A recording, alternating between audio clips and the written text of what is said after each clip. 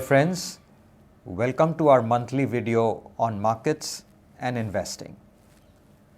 Well, the second quarter earnings are underway, and of the top 500 companies, we are more than halfway through, which roughly represent about 78% of the market cap, have already declared their results. And the trends, if I were to summarize in one line, is very clear. It's all about margin improvement. So if you look at the aggregate results of the top 78% of the companies, and especially if you remove the banks and financials, you will see that on a YOY basis, we have seen almost a 510 basis point improvement in EBITDA margins. And the numbers are looking very, very strong. While top line growth has been absolutely flat, and that's understandable because last year in the same quarter, you had a big inflationary impact in revenue, and therefore the top line growth is almost flat at about 1% growth. The EBITDA growth has been a stellar 42%, and PAT growth has been 53% over the same quarter last year. And margins have improved from 12.6% to 17.7%. Also, quarter on quarter, margins have improved by 40 basis points. So, I think by the end of this earnings season, it would be fair to say that everything that we lost in 2022 has almost been recouped in 2023. So, after this quarter is done, it would be fair to say we are even Steven. And from the second half of this year, it is all about incremental growth that we will see in top line and profitability. Having said that, if you look at the Nifty, then the expectations of earnings growth in 2024 is still a robust 19% plus. And the estimates for Nifty have neither been upgraded nor have been cut, and so they stay pretty stable.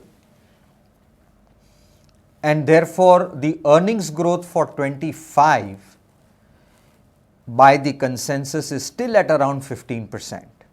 While that's 1 year away, and we will talk about it in the next several months, but suffice to say that the earnings picture in India remains to be stable, and Q2 earnings are very clearly on a recovery path.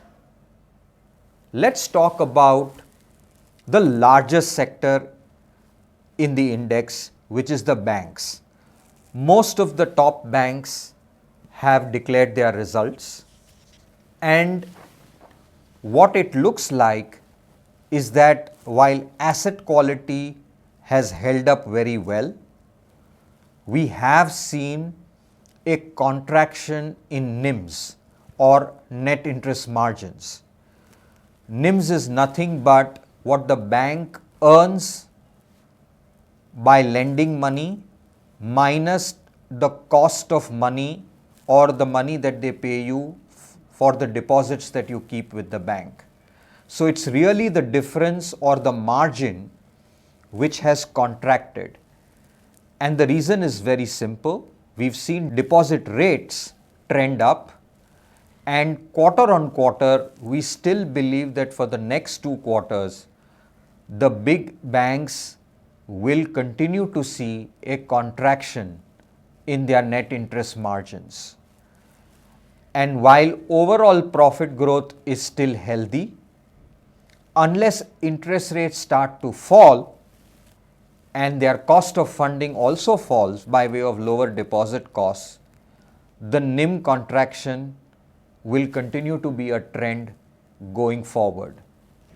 And therefore, despite very strong results by the top tier banks, we haven't seen a significant upside in their stock prices because of this NIM compression. And therefore, the sector seems to have consolidated. Obviously, there are smaller banks which have done relatively better, but overall, for the banking system, that seems to be the trend. Coming to autos, we see a very interesting trend in Q2 of this year. While this quarter, we obviously had a couple of days of Shraddh, and that kind of impacts the demand, and the festive season this time is shifted to November. But if you look at the long-term trend, you will see that overall auto production, after a gap of 2.5 years, has caught back.